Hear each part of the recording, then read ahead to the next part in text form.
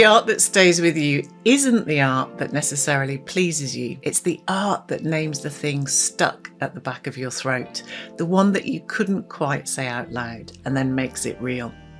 That's Lucia Pietroiusti, curator of the Golden Lion winning Sun and Sea, head of research and emergence at the new Hartwig Museum in Amsterdam and curator of the 2027 Autostrada Biennale. In this conversation, we get into why the works that last speak to the body before the mind, and what it really takes to hold space for art that risks making people uncomfortable. We talk about ideas behaving like people, about institutions learning to hold a piece of an artist's life rather than commissioning a piece of their work, and about being tethered and free at the same time. I hope you enjoyed this conversation as much as I did. For our listeners, would you do us the honour of telling us where you're coming from today and a little bit about who you are, and how would you describe what you do in your own words? Of course. Hi, Carrie. It's really nice to be here. Thanks for having me. I'm currently talking to you from London, from my home, in fact, from my very fish-filled office. And so my name is Lucia. I'm an Italian and now British curator for the most part. I for the last perhaps a little bit more than a decade, I've been increasingly focusing my research on the intersections of art and ecology. So anything that has to do with art and culture, but in the way that it also speaks to, or in some way interacts with what it means to live on the planet. So it's really a kind of a vast enough subject matter to keep me busy for a decade. And it's, as I'm sure we'll get into, it's also changed over time. Yeah, 100%. I think everything that you're interested in is going to resonate with our listeners so much. But before we come to that, could you take us back to the beginning and tell us a bit about where you grew up and what really first shaped your creative instincts? So I grew up in Italy, and when I was a teenager, I went on holidays to Ireland, and I saw the old library and the Book of Kells, and I said to myself at like 13, 14, that's where I want to study. I imagined myself in a kind of Harry Potter-like studious state in the old library of Trinity College in Dublin. And sure enough, at 17, I moved to Dublin. So I've been living in the north of Europe for the best part of more than the second half of my life. And as I like to say, I've been cold for 2 decades because the more time I spend in cold countries, the less used to it I seem to feel. But nevertheless, when I went to Ireland, I studied English and French literature. And then I went on to do a master's there because I had a scholarship, so I could study for free for a few years in gender and women's studies. And my final thesis was specifically focused on art and the concepts of grief and mourning across different forms of theory. So, which is a subject that has, as it happens, come back in my life and work. And then after that, or just around that time, I started to intern actually at the Irish Museum of Modern Art in Dublin. And from that point on, I was in some sense connected to art and culture. I should say, though, it would be unfair for me not to say that my mom is a curator and my dad's an artist. So it's really kind of family business. And another way of telling the story is that they come from a generation that had to fight so hard to leave the kind of expectations of their families behind and enter this kind of risky, mad world of art. It was a very different world at the time. That in a sense, I always probably, I could say that I probably grew up with the sense that was their primary passion. And so in a way, I could also tell the story of how becoming a curator or entering the art field was a way of, making sure that we'd always have something to communicate about, or some kind of world that they shared, or entering their passion in a sense, which I still very much feel now. Fast forward, I ended up at Serpentine as curator of live and public programs, so everything that happens in time as well as in space, or in time rather than space. And that was really my first, let's say, experience of being a curator, was to curate time-based things. So conferences, performances, music, film, and dance, and so on and so forth. And in a way, it's because I was really coming out of this more theoretical sort of, gender studies, literature, more, let's say, discursive, theoretical, also somewhat philosophical and critical kind of landscape. And that made me interested in something that I'm still devoted to, which is how ideas behave like people and circulate and move irrespective of what discipline they then touch, and somehow belong to a moment, right? So we all simultaneously start to feel something, not universally, but the worlds of culture and science and art, all these big ideas that we have about how we live on Earth and what does it mean to be alive and how do we relate to the rest of, the more than human beings in this planet and so on. All those big ideas kind of tend to emerge in different disciplines at the same time. And I'm really interested in the places in which those things start to meet and how to also bridge the gaps between forms of knowledge. And that came from studying one thing, but ending up working in another, sector, even though they're very much connected. Yeah, so interesting. I'm really struck by you arriving in Ireland at that sort of sweet teenage years and kind of just knowing there's something about that place that really spoke to you. And I can relate to that, actually. And as you were talking, I remember myself going there and seeing the Book of Kells and actually going to a show. I think it was a Neo Rauch show there, which kind of blew my mind at the time.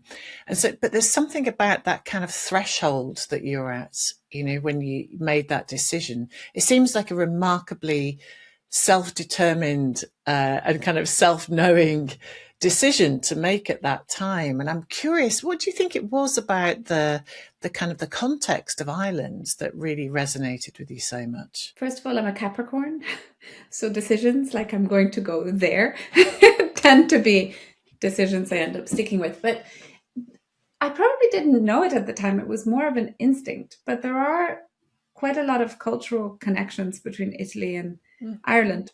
First of all, I didn't grow up Catholic, but I always describe my childhood as culturally Catholic because, of course, you're, what's the expression in English? Chicken jowl, or really close to the Vatican all the time. You just kind of see it all the time. And all of the kind of most powerful experiences of art that I had as a child are somehow framed by two things. One, staring at a fresco in a church.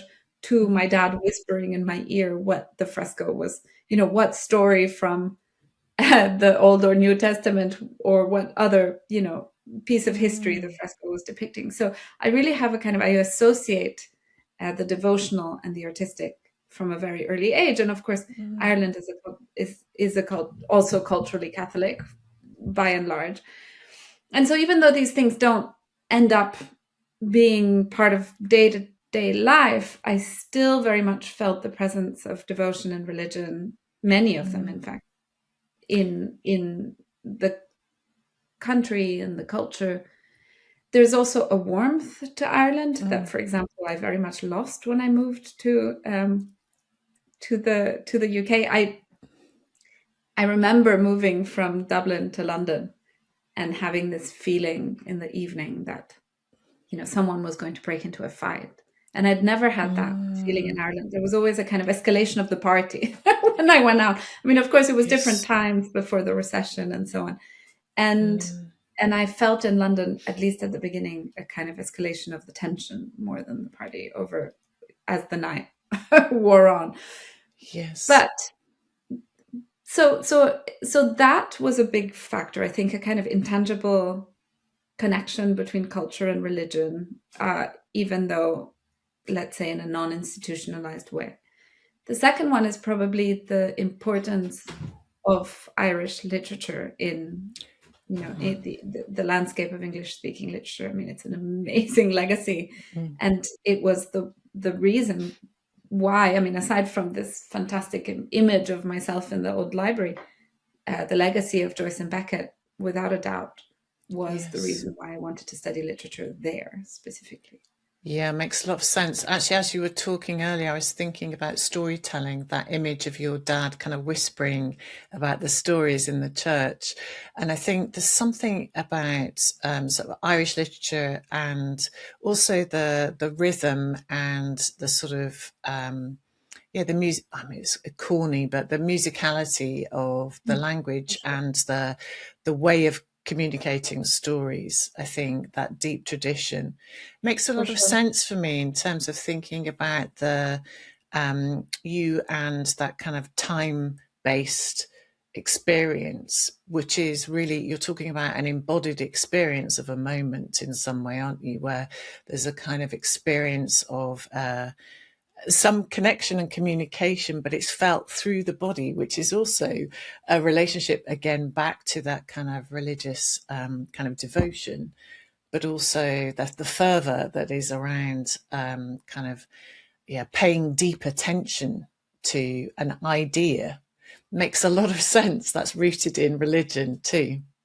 It is, and I'll tell you a story about how my interest in ecology has changed over time, because I think it's you're making me realize that it does connect to this. So anecdotally, one of the last essays I ever wrote in university, I think in my BA, was on a particular chapter in Ulysses and its connection with the dramaturgy and narrative progression of a particular scene in Don Giovanni, the opera.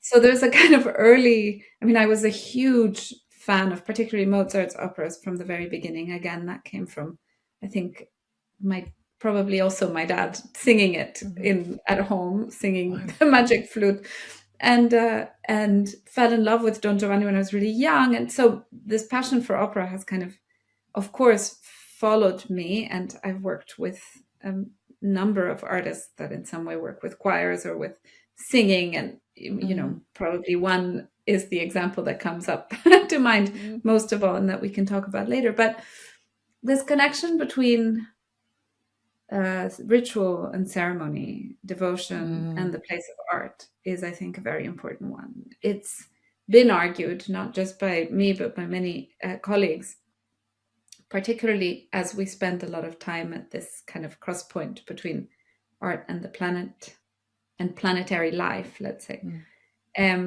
that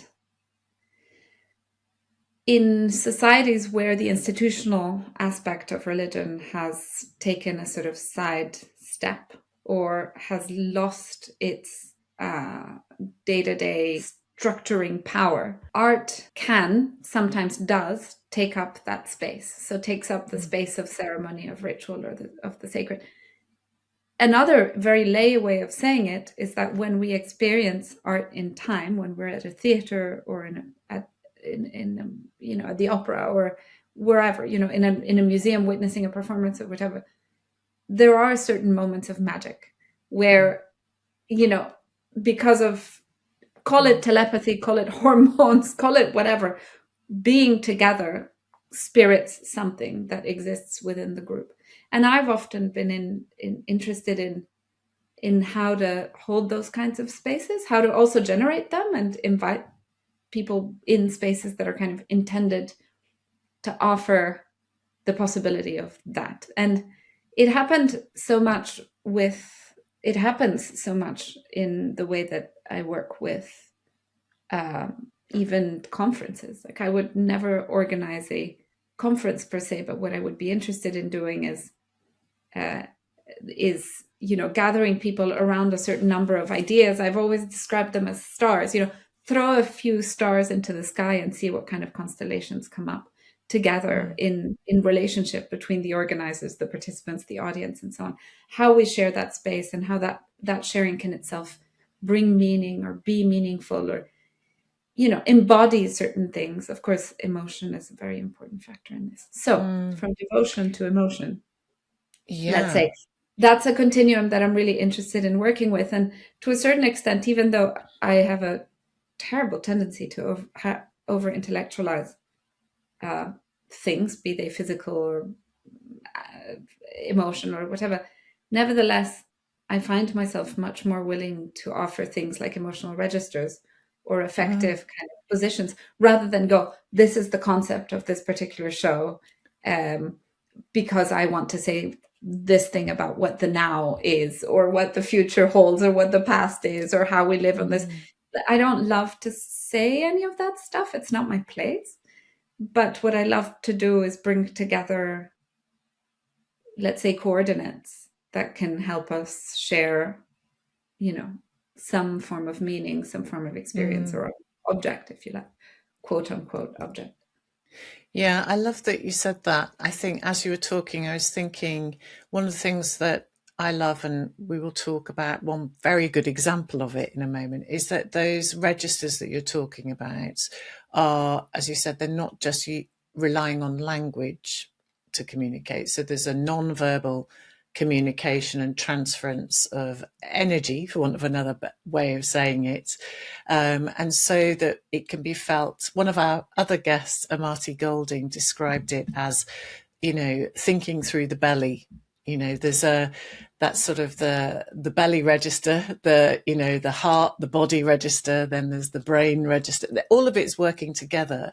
And I think from what I understand of your work, Lucia, that there's something about those access and entry points, that there is not you're not overemphasizing that it has to be understood intellectually first. And I think there is, in the art world, in my experience, there's been an overemphasis on that articulation, if you like. And in your work, it's sort of particularly thinking through non-human and planetary, there's much more radical understanding of how we are communicating with other species and without using human language. So I think the fact that it makes a lot of sense to me that these ripples through the body with the artist that you're interested in is really as important as being able to talk for a long time about what we're experiencing and what we're seeing, that somehow we have to feel it and know it in our bodies as well as our minds. Oh, I could not agree more. You've put it so well. I've described it once as this,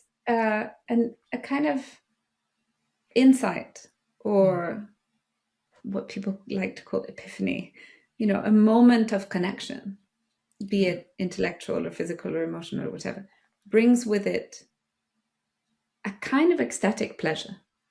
Like that's how I feel it.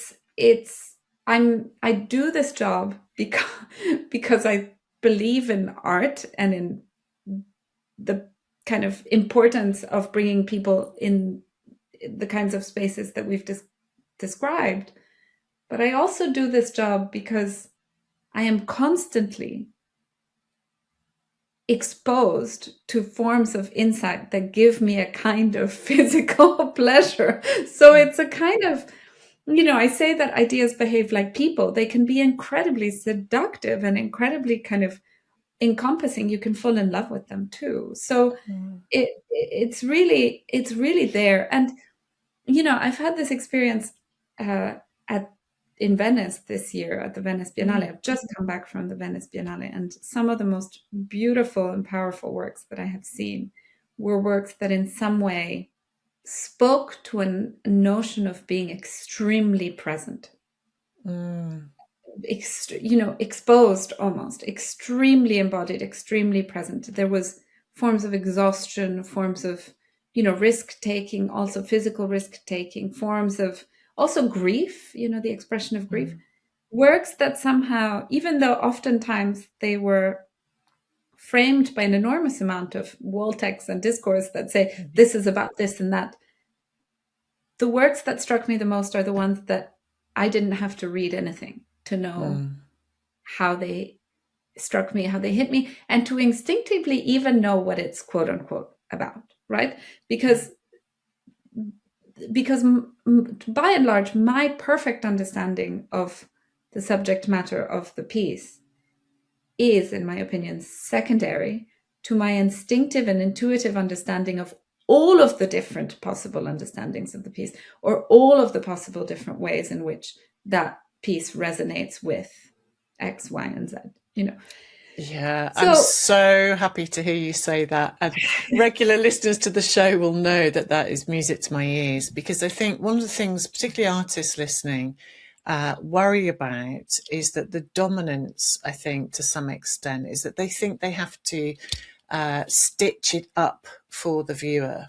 You know, and I think what you're talking about is that radical trust of people when it comes to arts, that they will find their way in through. Sometimes the not knowing is the fun exploration, but also finding your way into it, feeling your way into an idea is absolutely as valid as, you know, sort of where the artist started, or where the artist was jumping off into the unknown from, you know. And then for us to say, actually, this is what it makes me feel, or this is how it makes me see.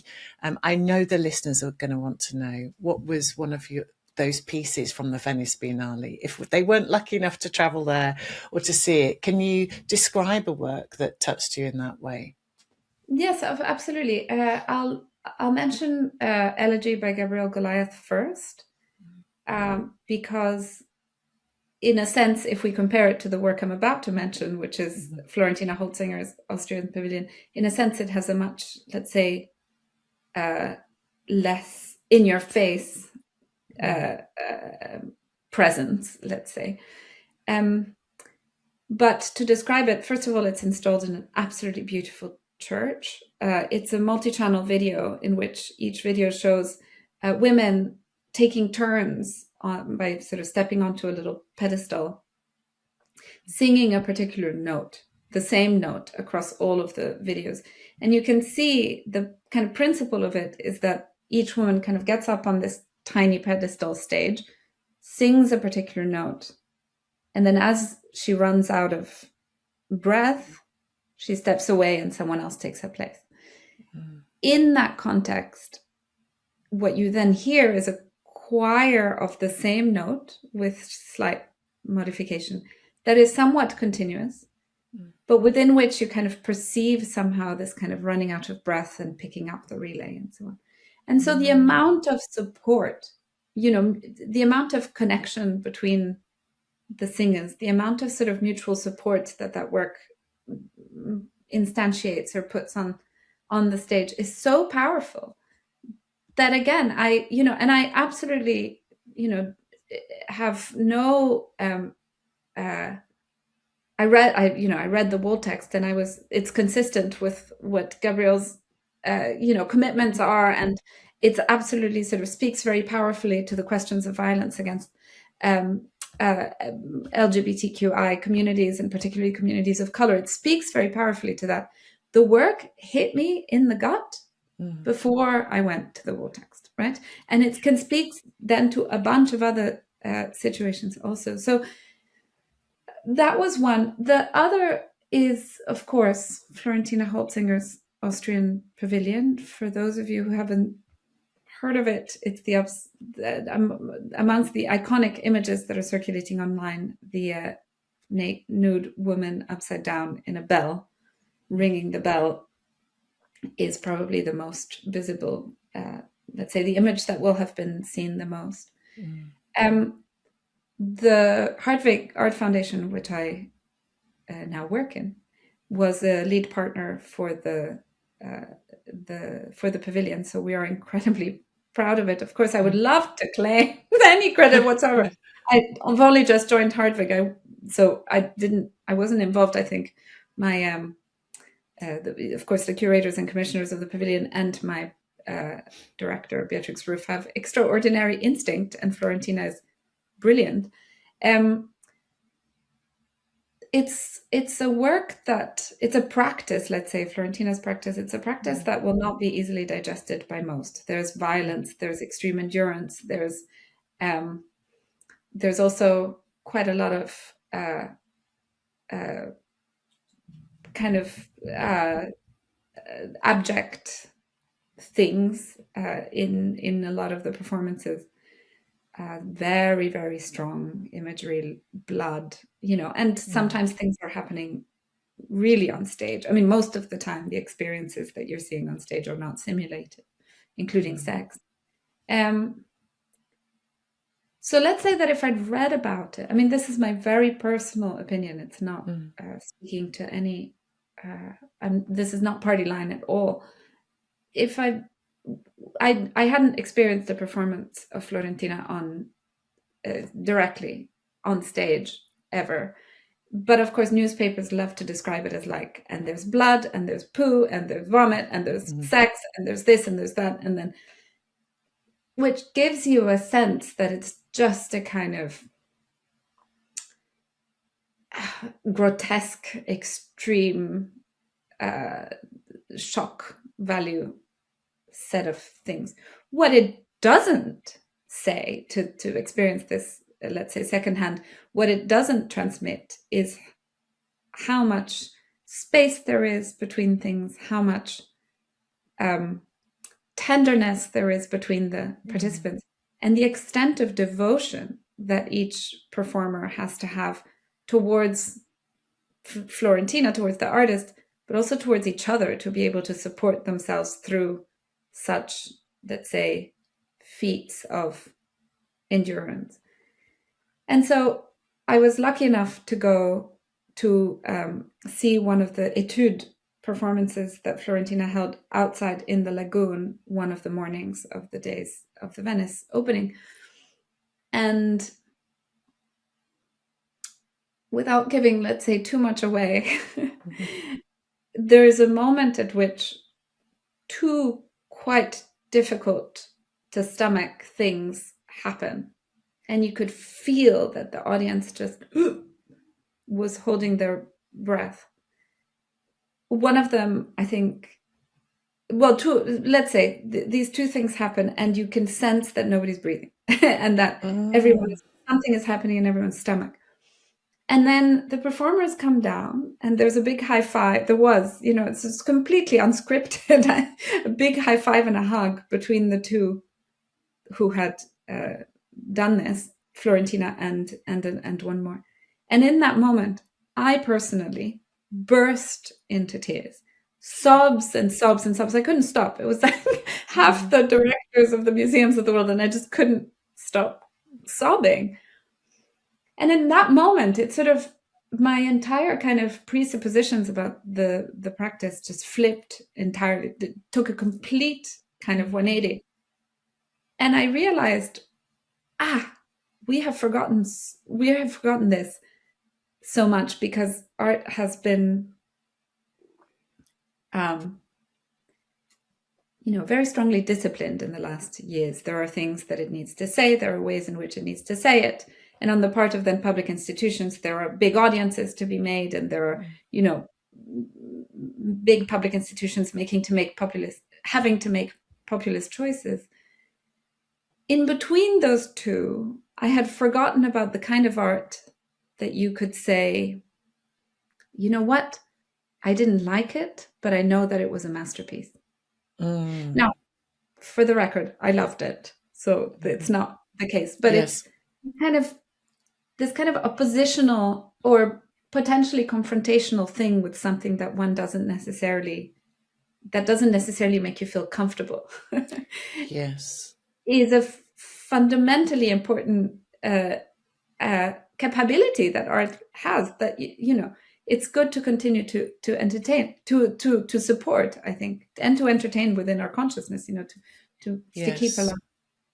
I think it's a brilliant reflection, and again, something that comes up with artists every day. I think that idea of risk, which you're talking about, is a different kind of risk.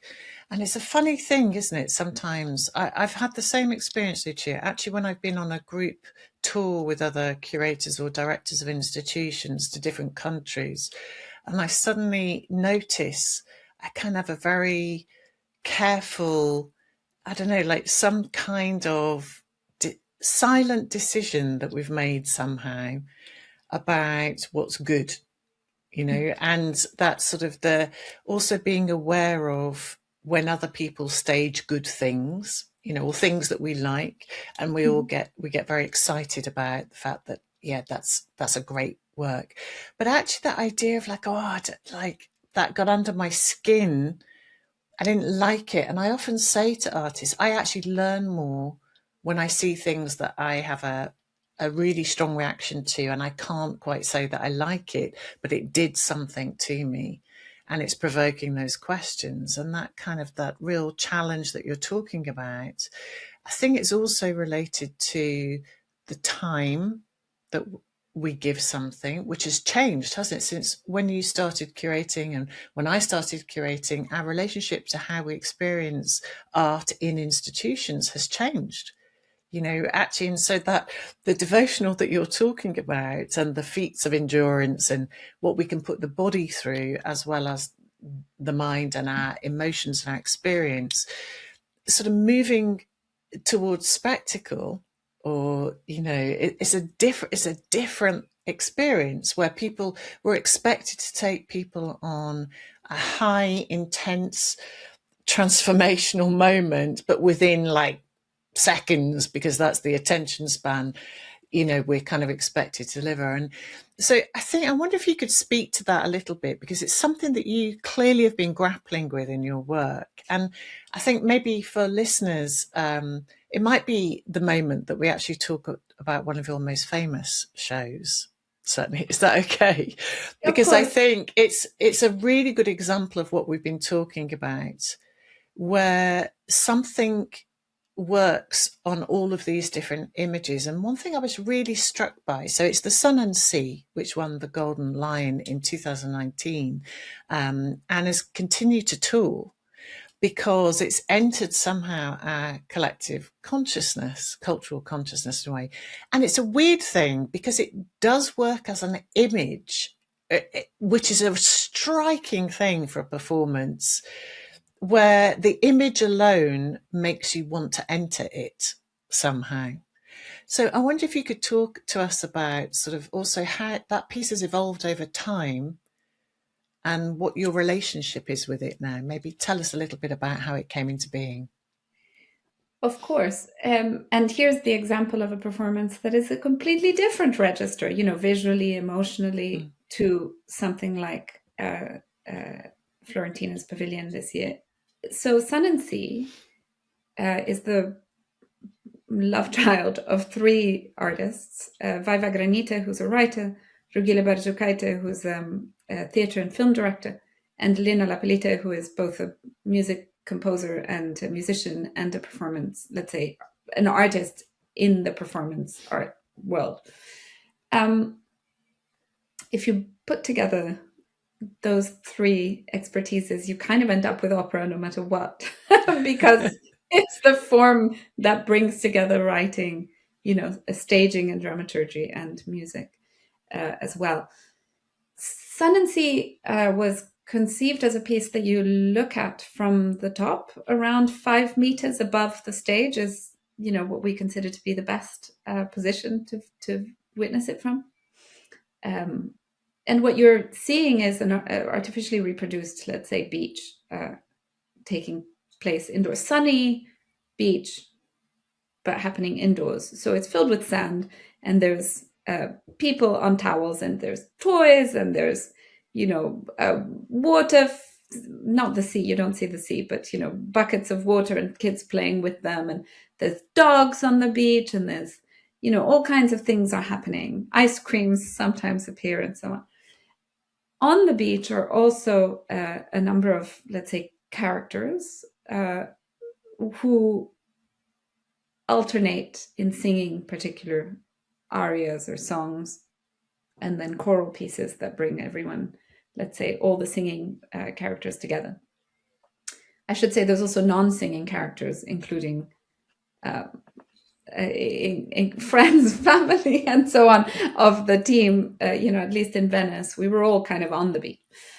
But so the idea is that the beach, let's say, puts on stage a piece of life itself. Nobody's really pretending to be anything or do anything else than what they would normally do on a beach. That's the stage direction. The other one is don't look at the audience, pretend they don't exist. And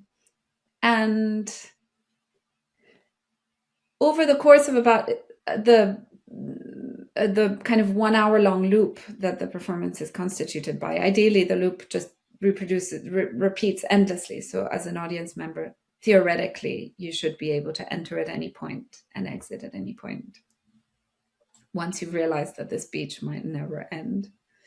The songs and the choral parts, over time, and this builds really over time because they're not so explicit about this, but build a picture of a group kind of consciousness in which everybody's thinking about their, day-to-day, their kind of mundane little worries and thoughts and things. But there's a kind of subconscious or underconscious of a form of growing awareness around planetary breakdown or climate breakdown. And it appears through very, very, very personal and very immediate and temporary kind of moments of awareness. So someone might be noticing how beautiful it is, these colorful plastic bags that are swirling around together with jellyfish in a kind of a dance. Someone else is complaining about trash being left on the beach, and it reminds her of her grandmother, and the grandmother reminds her of the fact that when they emptied her house after she was dead, there were mushrooms in the wrong season. And so it's these very small moments of awareness that the characters pick up on and then kind of just as easily let go in the general flow of this kind of collective consciousness of the beach. And I guess what the piece is putting on stage in the first instance is how the, let's say, consciousness of climate breakdown is a hyperobject, as Timothy Morton would put it, but primarily is kind of impossible to grasp by a human consciousness alone, or how difficult it is to relate a very small life with a very large problem. Of course, that's not true for everyone. And one of the things that I love the most about Sun and Sea is that as it's traveled, it's also changed in terms of meaning or the different kinds of interpretations that can be put on it. What became clear as we, toured around the world is that if you live on the front lines of climate breakdown, or if your family does, then climate breakdown is not at all a hyperobject that's difficult to conceptualize, but actually a very, very real, very present reality. So in a sense, another way of looking at it is to look at, a stage full of individuals who are not on the front lines and realize how wide the gap, let's say the climate justice gap, is between perception and ignoring. There's many, many, many other layers of interpretation. We toured through COVID, so suddenly the fact that the beach was happening indoors and this kind of alienation of an outdoors being moved indoors became very noticeable. And we toured through, for example, Chile, where the quote-unquote green transition is bringing an enormously, quite devastating impact on the communities, particularly indigenous communities in the north of the country, because of the necessity to mine for lithium in order to produce batteries for, the electrification of everything. And the lithium mining is essentially means that the water, that most of the water in the region then ends up being redirected for, and of course poisoned through the mining activities. What does it mean then to sing a song about lack of water in the theater, which happened to be underneath the square of the presidential palace in the capital? What does it mean then to be putting it on stage when the biggest source of wealth in the country, and in fact the very sponsors of the festival within which we participated, are a mining company? What does it mean then when we invited a singer from the Mapuche community, an indigenous community of the north of Chile, to sing that particular song? You can kind of keep the artwork the same, but very much sort of allow for difference and for modulation and for nuance to kind of enter the piece. But back to Venice, because we were talking about this question of let's say, how does an artwork speak to you? I was laughing at the time because we had these very, very long queues, and the word was spreading, and we, on the first day, almost nobody came. So the singers kept taking a break all the time, and we would have someone that would call when a visitor would come, and everyone down on the beach started singing, And so we thought it was going to be so easy.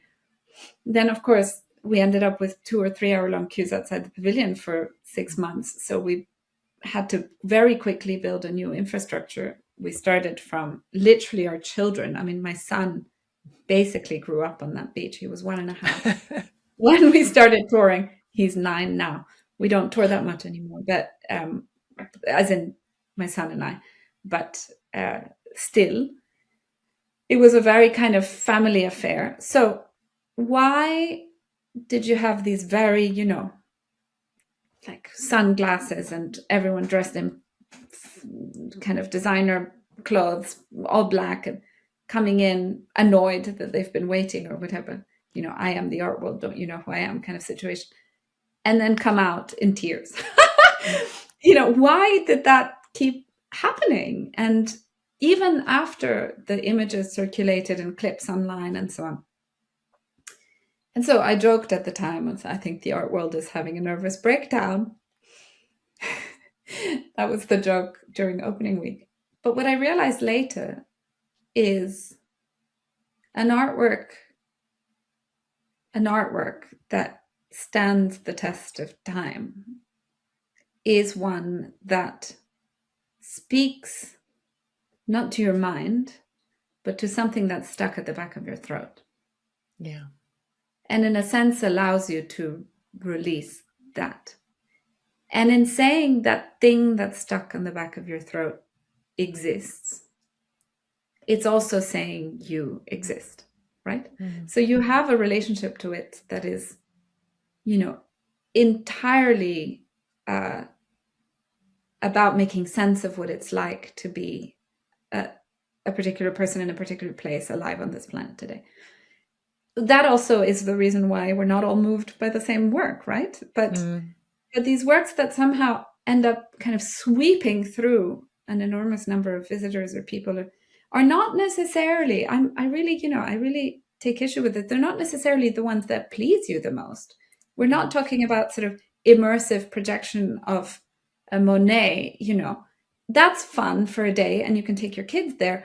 They're not necessarily those works, the ones that give you what you think you want. They're the ones that give you what you didn't feel like you could get out of yourself, something that was knotted and stuck.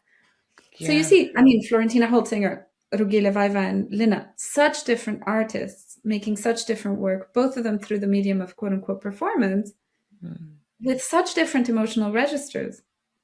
And yet what you feel underneath both is connection, is devotion, is, an enormous amount of love, family. And I remember when the board of trustees of a particularly large museum in the United States came to see Sun and Sea. It was not during the opening week. And I gave them a little bit of an introduction after they saw the piece, or a post-introduction. And my son, who was 1.5 at the time, came out of stage. Broke the fourth wall, because the kids did that all the time, and ran out to the front with an ice cream all over his face and melting on his hand and a ball, and started to kind of nag me halfway through this mini talk, about playing, play ball with me. And in that moment, so many of these very well put together people just started kind of tearing up. And I was, because they were witnessing life itself. Yes. In a way. Yeah. I think I'm really delighted to hear the kind of how that changed. I know you find the art world baffling sometimes. It is. This is exactly why I built the membership. Inside the membership, artists rebuild their confidence. They reignite their pride. They recover their sense of play and finally feel like they belong. They land studio visits, sales, shows, better fees, stronger relationships, and a genuine sense of agency. Here's how it works. You get the online membership hub on your laptop or phone and gain instant access to every live session, replay and worksheet, as well as an active community, so you're never stuck waiting for an answer again. You get weekly advice sessions with me where you can ask me anything you're stuck with, and I'm going to give you straight, honest answers. And you get coaching with me at an affordable rate. Plus, there are real life meetups, expert webinars, monthly studio visits with members, and 4 guest artist studio visits a year where you can ask your own questions live. And the best bit? It's an affordable price every month and you can cancel anytime. So please don't keep struggling on a loan. Try it. 2 months from now, you could have answers to things that have been holding you back for years. You know, there's a few questions that I'd like to kind of unpack a little bit more, because I think for our listeners, understanding your role within that and how that work impacted you as a curator. So, but before we get to that, could you give us an insight into how you worked with the artist to realize that? Like, how does one bring a project like that to life and keep the life going over such a long period of time? What does it take for you personally and professionally? Well, I mean, it comes from, very, very close connections over a very long period of time. So Lina particularly and I had been working together already for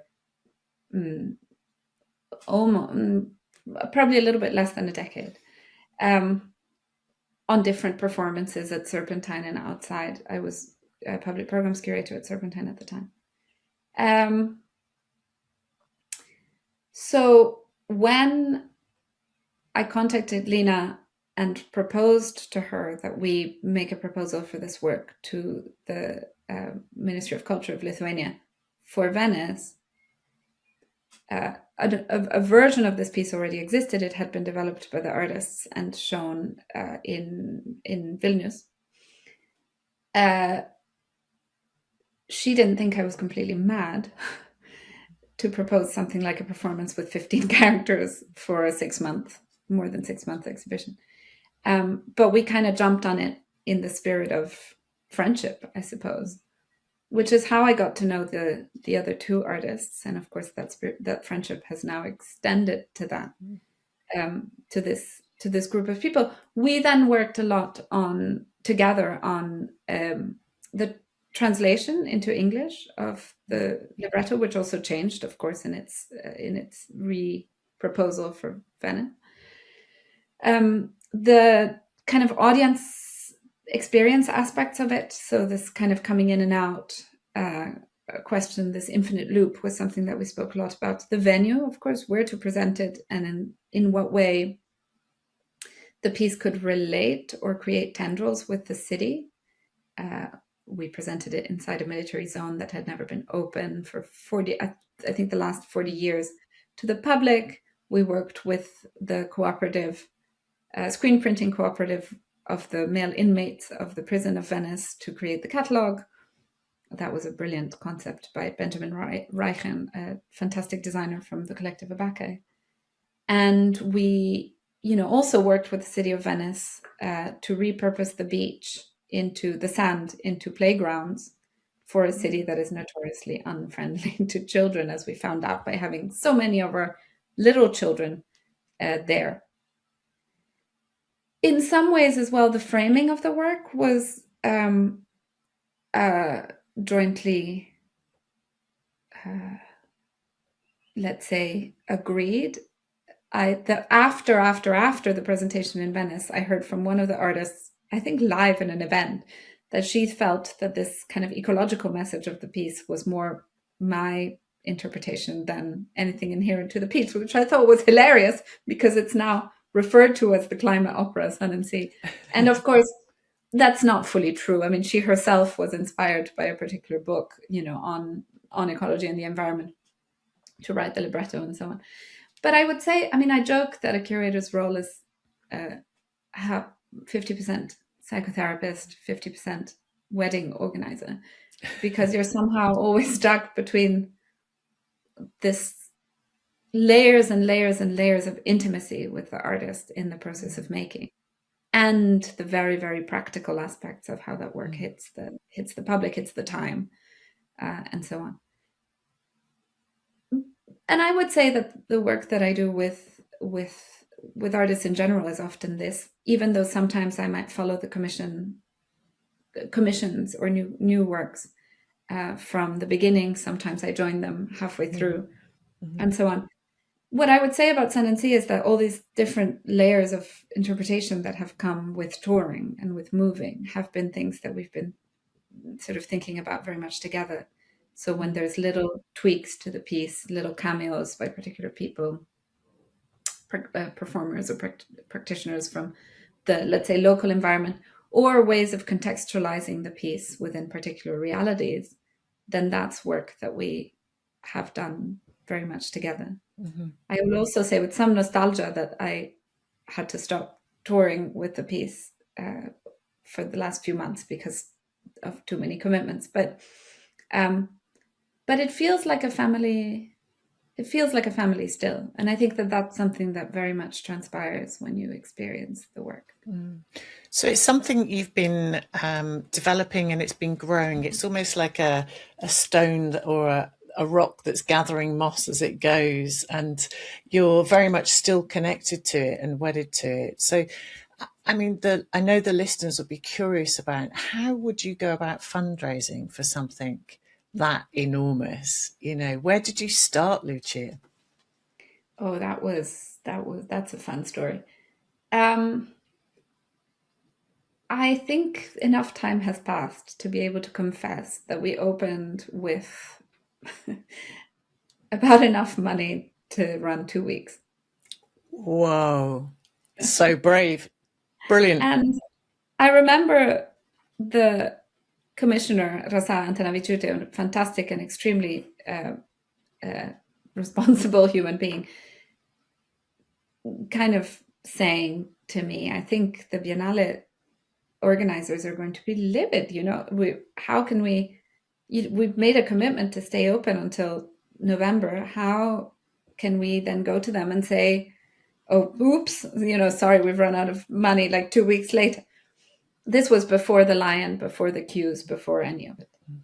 And I just remember, and this might also come, to be honest, from being, having grown up in the arts also, this kind of familiarity with it. I just remember thinking, let them be angry, you know, so what? Like, we want to present this piece, we believe in it. We think that it's weird enough and good enough to be able to be presented in Venice. The reality of maintaining performance is that it's super expensive. And so if we run out of funds, we'll have done this beautiful thing. And there's no amount of yelling at us that's going to change that, you know. So however, on the Wednesday of the opening week, so the second day that we were open, we still didn't have many, maybe it was the third actually, we still didn't have many audience members visiting, but a piece had come out in the New York Times about how we didn't have the funds to continue. You know, a piece that some curators may have been, or PR colleagues may have gotten very upset about. I just thought, I never think that there's any issue with telling the truth. So when the piece came out, one particular very private supporter of the arts, very, very gentle human being that I admire so much to this day, came in, loved the piece, and essentially said to a colleague of mine, I heard that you're running out of funds. How much do you need? And ended up in the, over the number of over a small period of time, we sort of gave her a reasonable figure, and she ended up underwriting the survival of the pavilion all the way until October. Wow. So I really have been saying since then, but before then, when we were selected, when the ministry decided to select such an insane piece of work for it, when the piece did so well, when our supporter just walked in, when we looked back as well, I have always said there is an angel around this pavilion. And I still believe it to this day. And that angel is in part made up of the amount of kind of sisterhood and love that exists between the people that have been involved in it. And, the Lithuanian pavilion wouldn't have given a sort of VIP experience to a patron who underwrote the entire, but we did bring to her things like cucumbers from the Commissioner's Garden, and it was a very different kind of relationship with the supporter, one that I really wish was more frequent than it is. I'm so glad you shared that. Thank you, Lucia. I mean, you gave me goosebumps when you said that it came good.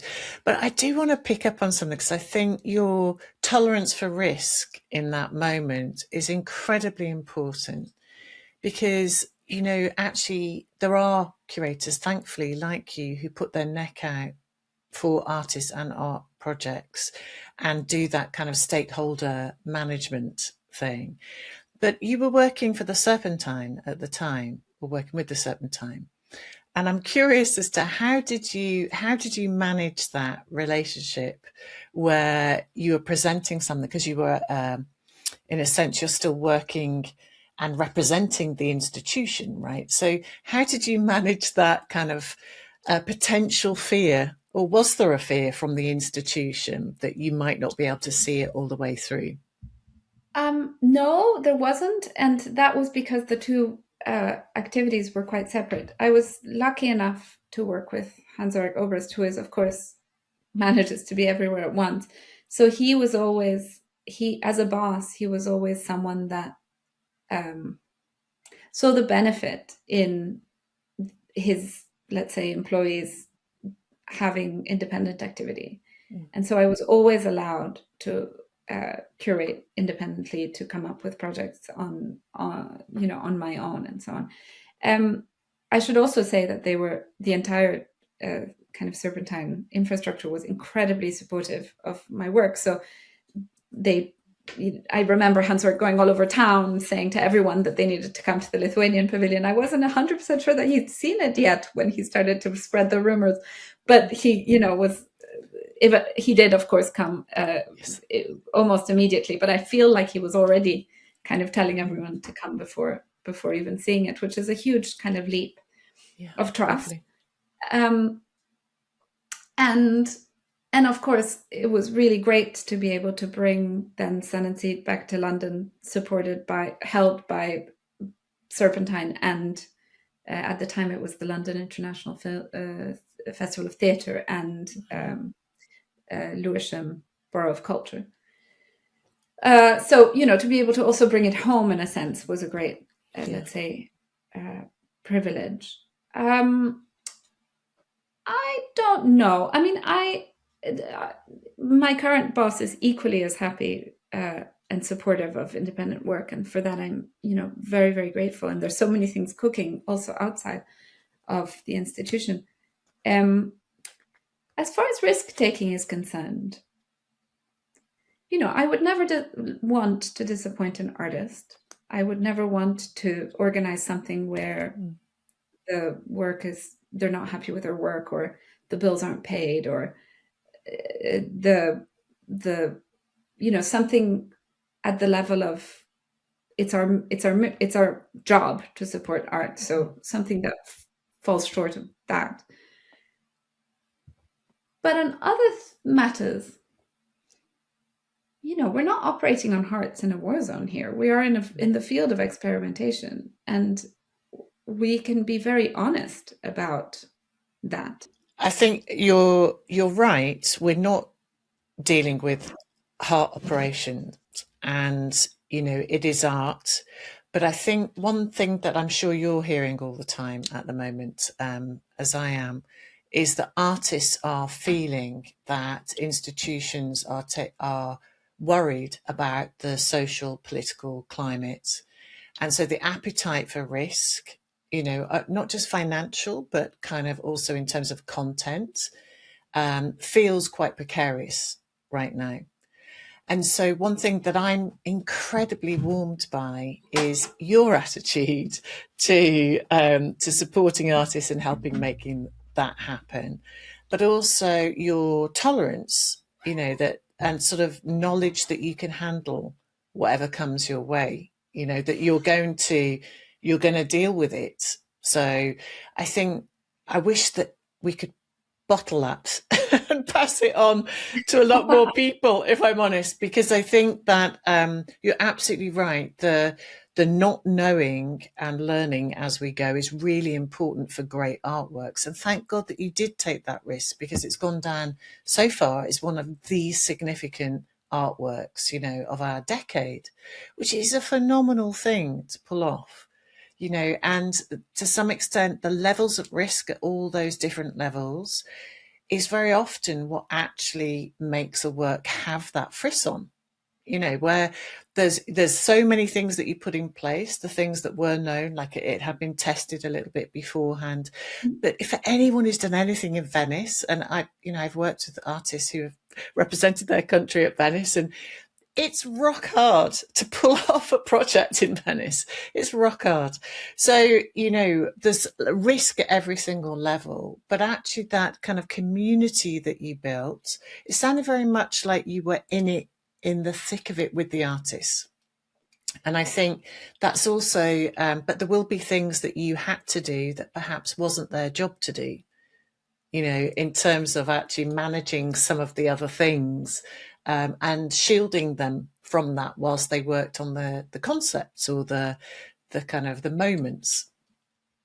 Well, our commissioner, Raza, also ended up being the producer of the piece. And I think by the time we opened, she never wanted to see it again. I mean, that has changed, of course, but the difficulties of working in Venice were probably most felt by her in that context. But we were all, managing the strange edges of the piece Encountering Venice. I mean, our hosts in the Marina Militare, the military, were very hospitable in letting us use this fantastic space. But at the same time, we were in a perennial friction and negotiation over audiences coming in, where they would be able to queue, how much space they would be able to have, whether they could wander off or not. Once I think we had access to some showers and toilets that were, fixed ones just around the corner from the pavilion. But then somehow something happened. I mean, this is rumor because I wasn't there personally, but what I heard from direct experience was that somehow our kids were found playing now it might have become legend, but allegedly our kids were found playing in the military's sort of rest zone football in the football fields, right at the time that someone was touring the King of Belgium or the Queen of Belgium or something through the areas. And as a punishment, we were no longer able to use those showers and those toilets. So suddenly we were back to our initial situation, which was one single portaloo and a very, very unfriendly sort of tiny little changing room for everyone, combined, including the volunteers and so on. And so there's constant negotiation. One day, I was there when this happened. One day, there were some colonel, I don't know, in a full garb, enters the stage from the ground floor, showing the place to some guests or potential renters of the future, goodness knows what, and completely impassive, stage performers, brilliant, didn't even look at them. So we had this moment like this showing around, and then they just left from the same door. So, it's funny to work it's funny to work in Italy. I don't work in Italy very much, and it's a complicated, very bureaucratic, very difficult place with brilliant artists and brilliant, curators and museums. But it's a difficult place. I miss it though. now that I'm telling you all these stories and also having just come back from it, I'm like, But missing it, there isn't a way that you can really fabricate that kind of response from the public, from the critics, from anything. If I tried to do something like this again, I would never manage. The reason why it worked is partly because we weren't thinking of that at all. Yes. I remember once saying to Lina, when we got the gig for, to represent Lithuania, I remember saying to Lina, this thing is weird enough that we might just win, and then forgetting the sentence completely until the moment that we actually did. Amazing. In between was just fun, love, struggle, frustration, endurance, risk, was everything else. But yes, but it was definitely not meant to have a certain effect. Yeah, I think weird, fun, and struggle are three words that are very close to my heart. So I think, again, for the artists that I work with, I'm always encouraging people to be a little weirder and to lean into the weirdness. So it's brilliant to hear you say that. I think, as we've touched on, obviously, we know that you have a wonderful relationship with Serpentine and you've now moved on. But I think it would be important because that it frames some of the thinking that you've already shared with us as to kind of what led to you setting up the programme at Serpentine. And obviously you've been in a slightly different capacity. And you tell us a bit about how you gave birth to that. And because I know that you're continuing with the programme outside of the Serpentine. So perhaps you could tell us how it's evolved and also some of the learnings along the way. Yes, of course. So General Ecology, which is the name of the project, was born in 2018, so before the Venice Biennale, out of a period of time when I was on maternity. And that time was a very sort of strange, also very difficult time. You're kind of also relating to a little kind of more than human being. They certainly don't speak in any intelligible language for a very long time. And it sort of shifted my perspective a lot, also because I had a really tough time of it, in honesty. And somehow out of that period came the notion of a project that would experiment with trying to make environmental thriving or environmental justice and balance, or, there's many ways of saying it. One of the purposes of the art organization, by embedding it into all of the different layers of the organization, the so-called stack. So from the programming subject matters to the way in which we worked, to the kind of infrastructural and material conditions of that work, to the networks and ecosystems that exist within the art world, to the ecosystem that existed immediately outside our doors, to, the, let's say, wider field, and to the way in which an art organization exists on the planet as well. So thinking simultaneously at all those different layers is not something that is given to any particular job or role in an institution at all. And I wanted to design something, primarily, first of all, a role that went alongside a project that could attend to all those different layers. So I proposed to Hans-Ulrich at the time to shift role and appoint me as curator of general ecology, being the project.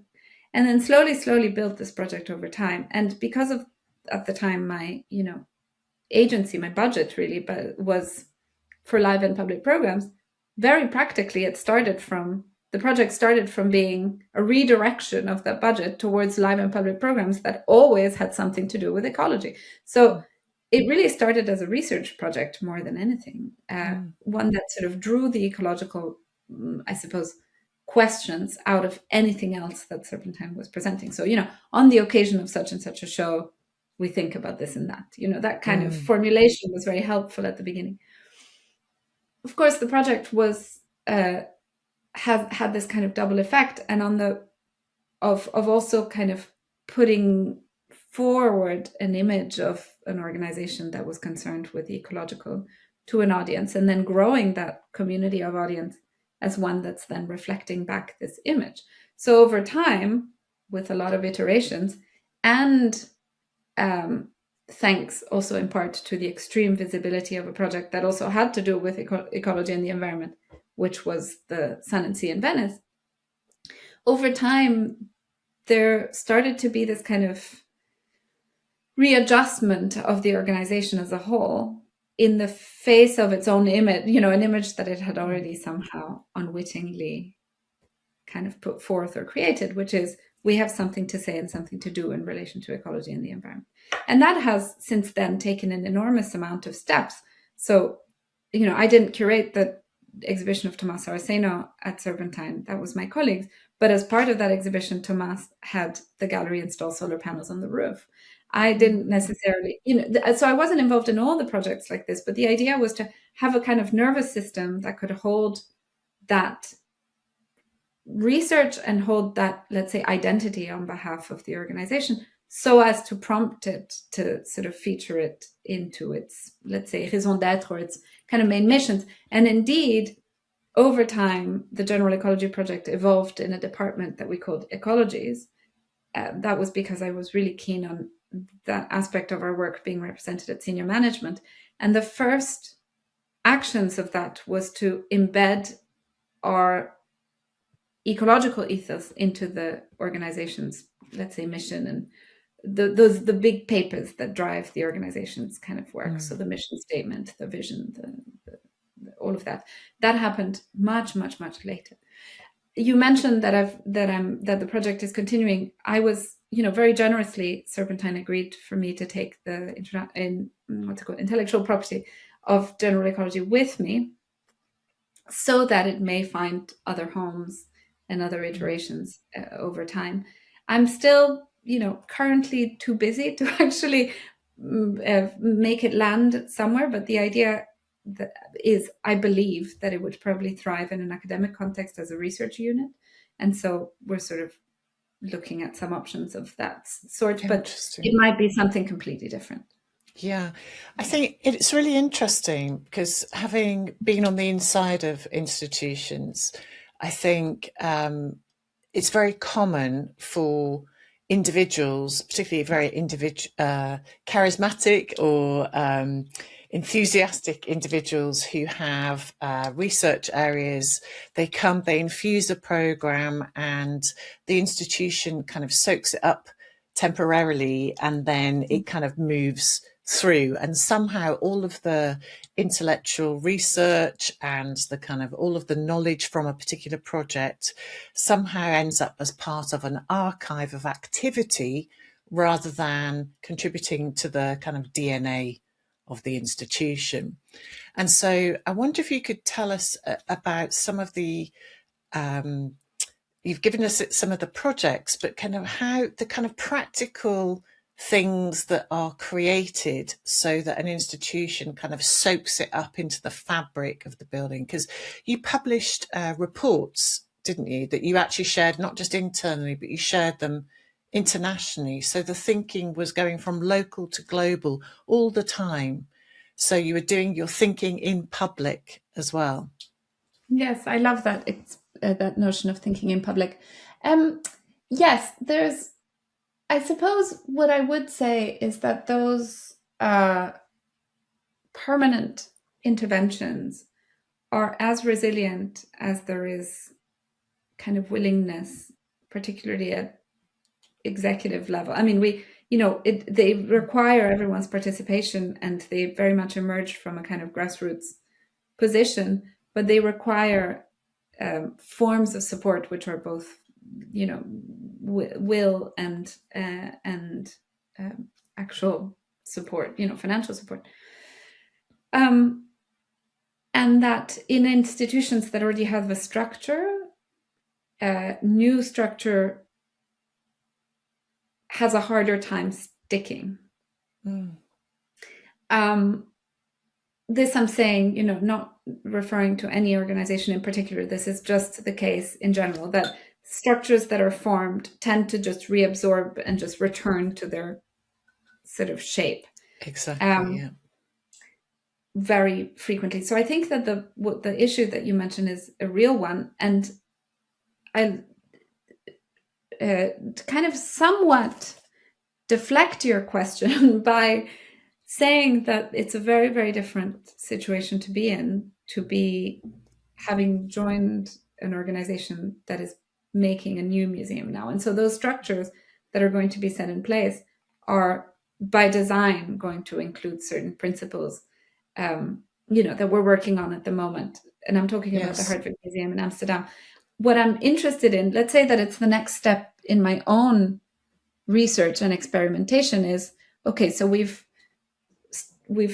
prototyped making a temporary structural intervention into an organization. We've prototyped trying to make that temporary intervention into a not only a permanent, let's say, structural modification, but also a set of work culture principles. And now let's prototype what it's like to think, really adaptively in a way that's sort of works with the director's vision of that particular museum.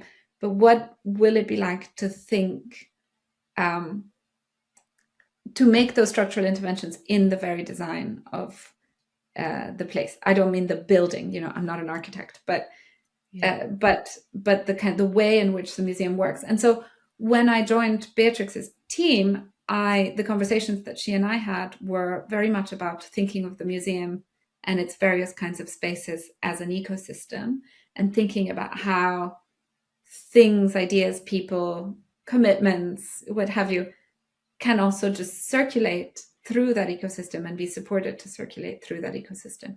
So essentially taking the ecological learnings from the last, let's say, 10 years and applying them to, what role a cultural institution can have today, how it behaves within a kind of larger cultural ecosystem, and how inside of it can then thrive. I talk a lot about, can we learn rhythms from gardens, or can we, shape things like forests, or can we sort of think of systems as, can we think of human systems as also systems that belong to this planet, and so to a certain extent might behave more or less like environmental system, and what makes those environmental systems thrive, when does an ecosystem thrive, and how can we make the human equivalent of the conditions of that thriving, I guess, is a question for me. And it's a really interesting one, and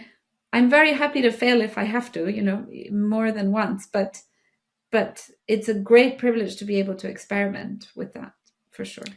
Yeah, I was thinking about, as you were talking about this tension for us when we're building something new, to have the flexibility to be able to run with artists at the speed that they like to work at, but also not to be constantly turning over resources to maintain that as well, because creating new things over and over again, obviously it takes a lot of material resources often, doesn't it? So what you're thinking about, as I understand, is how to work with nature so that you're not creating such a big footprint on it, but at the same time enable that kind of the time to be responsive, to be reactive, and to be able to bend and be flexible requires that fleet of footness.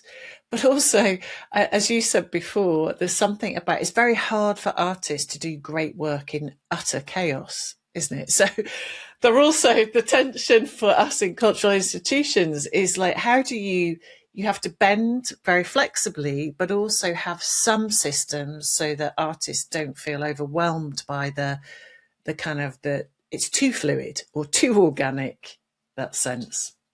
Yeah. And to a certain extent, another layer of this cake is the notion of, how to foster an ecosystem of ideas and exchange and knowledge making, even forms of uncertainty. I mean, we were talking before about the value of knowledge on one hand, but also uncertainty on the other. How to kind of foster that kind of environment within which art is then supported to thrive. I had something, you made me think of something. And oh, yes, I mentioned to you at the very beginning that I was talking to you about that I was going to speak with you about how my approach to ecology has changed over time. Yes. And I once found myself describing it rather pompously as, well, it's moved a little bit, whilst retaining everything that it has, of course, moved through. But let's say that it went from, again, this is pompous, ontology to epistemology to metaphysics. And what I mean by that is that I started this form of research more than 10 years ago now, focusing very much on carbon footprint, materials, forms of production, literally the physical stuff of it. And that research brought me through a huge period of time in which ways of knowing, alternative ways of knowing, non-dominant ones, non-human ones, and so on, became the big focus of my own research. And the project that I will mention also, because she's been on your podcast, is a collaborative project with Filipa Ramos that we've run for many, many years, called The Shape of a Circle in the Mind of a Fish, in which we investigate non-human or more than human ways of existing in the world and ways of knowing the world, and try and sort of pick at the assumptions that go with a human-centered vision of the planet, right? And something was always in excess of that for me. And I kind of feel like for anyone who's had such a kind of deep and long-standing relationship with the ecological, you kind of end up there no matter what at some point, which is what I mean by the metaphysical is somehow in all of this, I've ended up having a relationship with existence and with questions around existence and with questions around the so-called divine. Now, what I mean by the divine is not institutionalized religion at all, but the fact that there are all kinds of edges of experience that are either unfathomable, unbearable, not understandable, not knowable, and only partially perceptible or feelable. I don't know what the word is. Human cultures have called all of that God. So I'm not so interested in whether God is like an old guy with a beard or like, a kind of construction, a cultural construction in lots of different forms or what have you. I'm interested in the way that we have a relationship with that which we cannot name, we cannot know. And that there have been forms of access and forms of relationship with that, enormity throughout human cultures, and in fact also more than human culture. We don't have time to go through that, but let's have another session where we talk about contemplation, prayer, and being a plant, for example. Very beautiful book by a theologian called Simon Kotva that recently came out.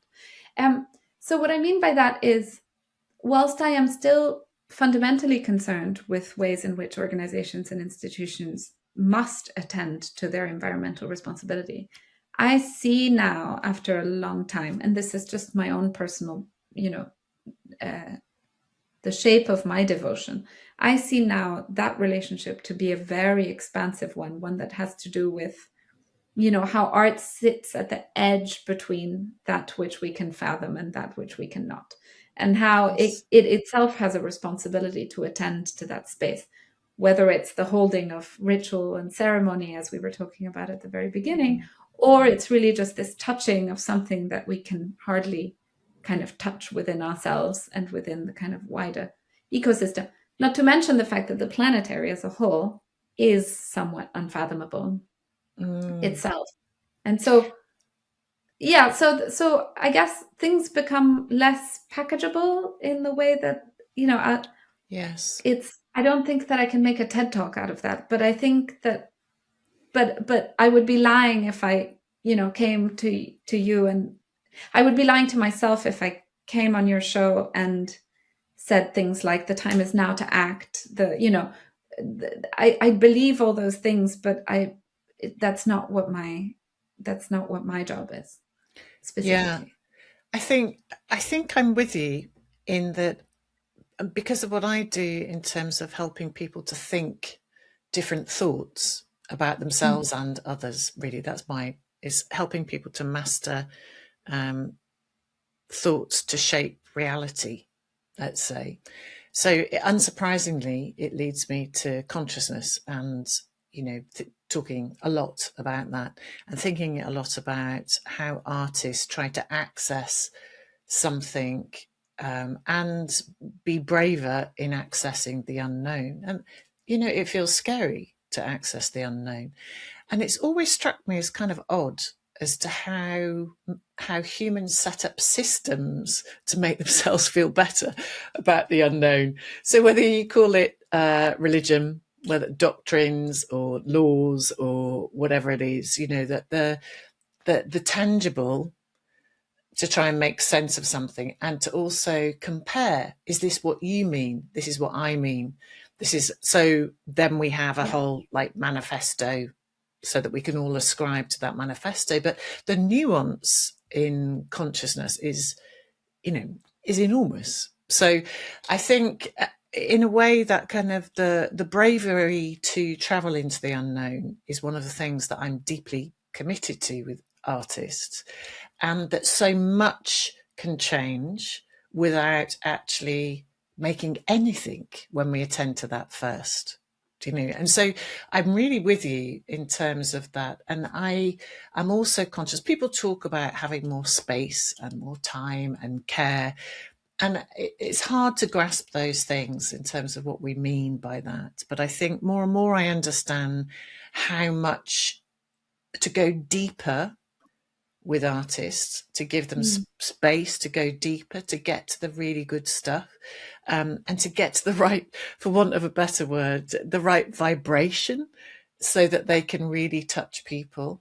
I think actually there is a deep requirement to change. And so the system that you're embarking on, setting up, that it is, in a way, it's like asking, what frequency do we need to vibrate at right now to attract the right artist to make the right work in order to connect with people more deeply and at a higher frequency, if you like. So it's not a volume in the same way, and that depth does require doing less of so many of the other things that we're used to doing.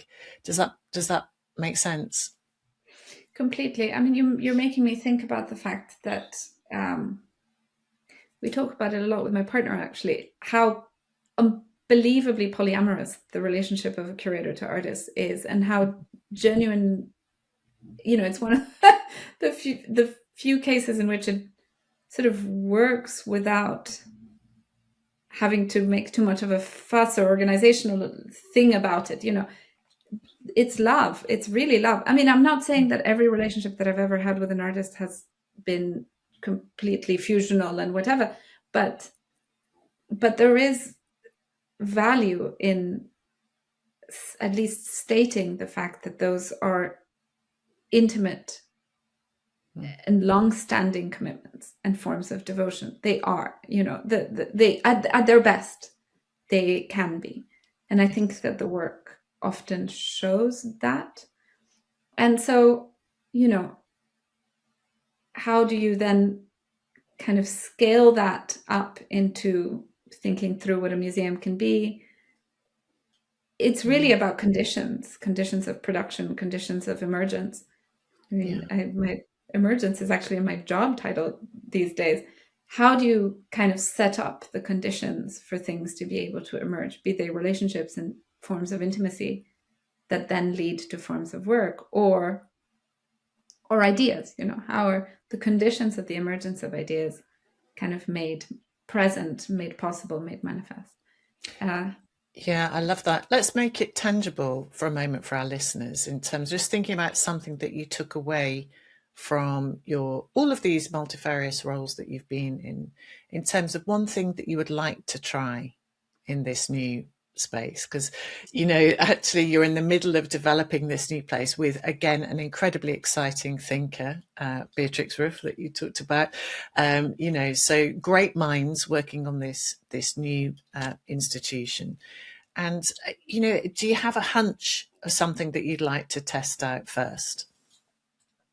I mean, I think you can see that in this little space called Proxy that is opened just around across the road, actually, from the building site.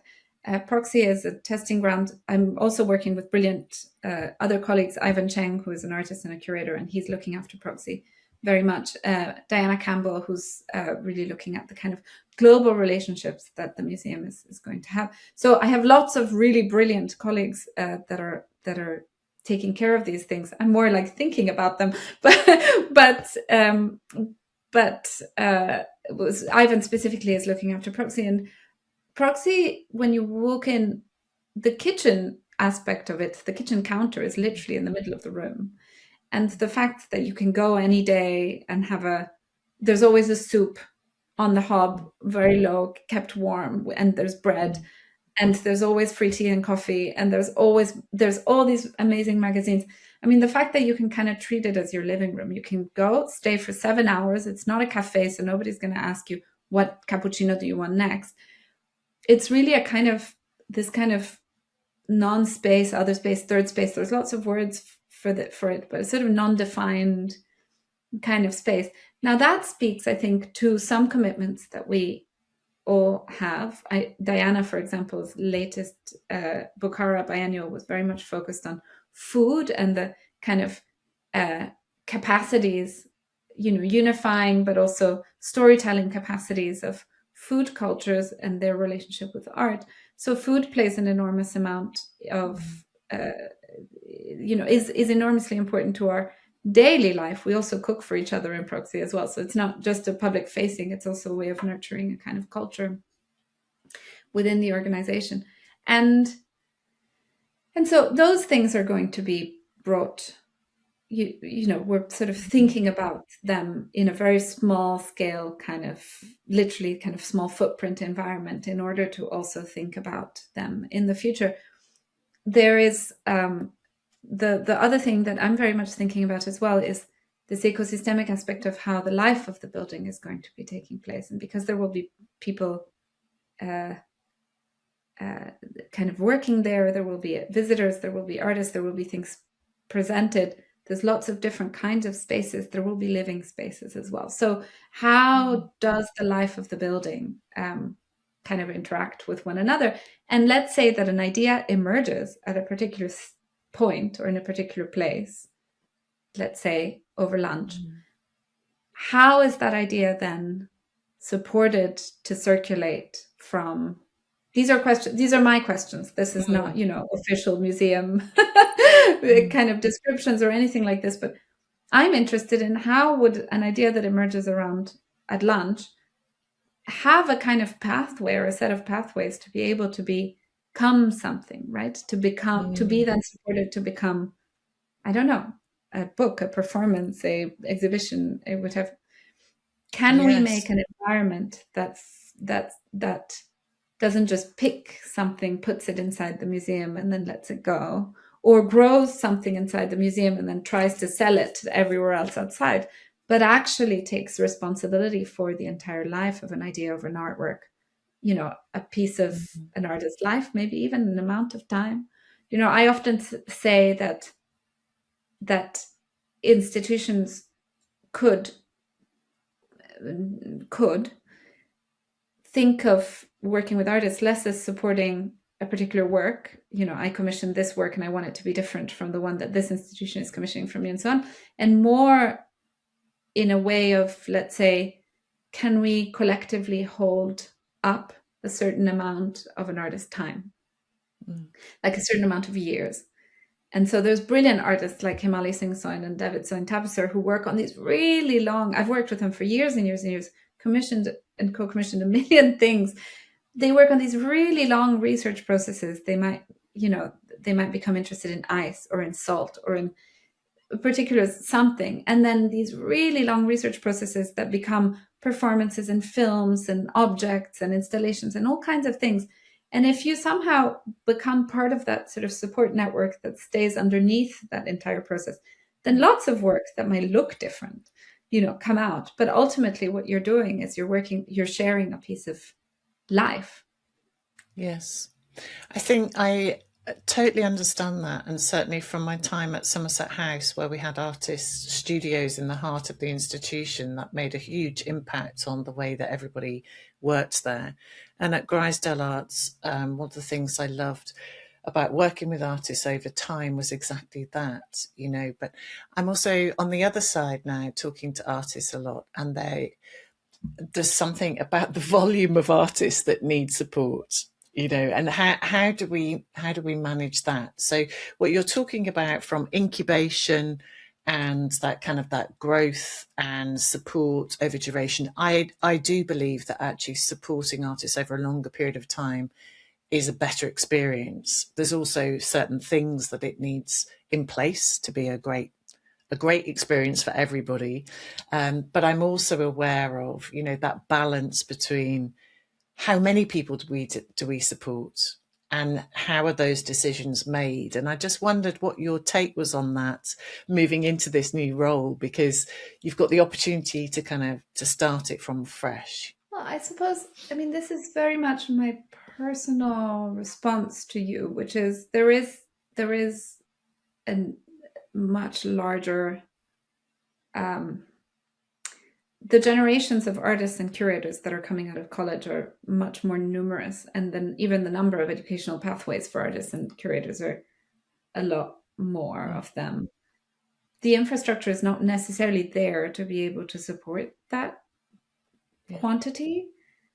Quality is not in question. There's brilliant people, and there's more brilliant people, and that's a great thing.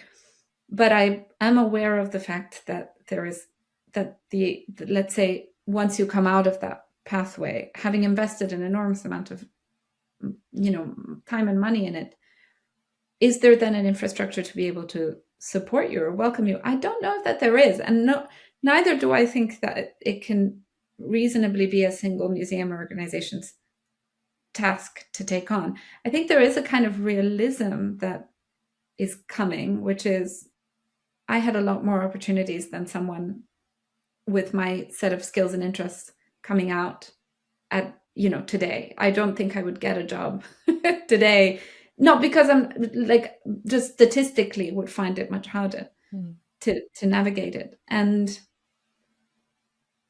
I think there needs to be a little bit of a recognition around that as just a sort of current fact. Now, things can then tip in all kinds of ways. The infrastructure can multiply.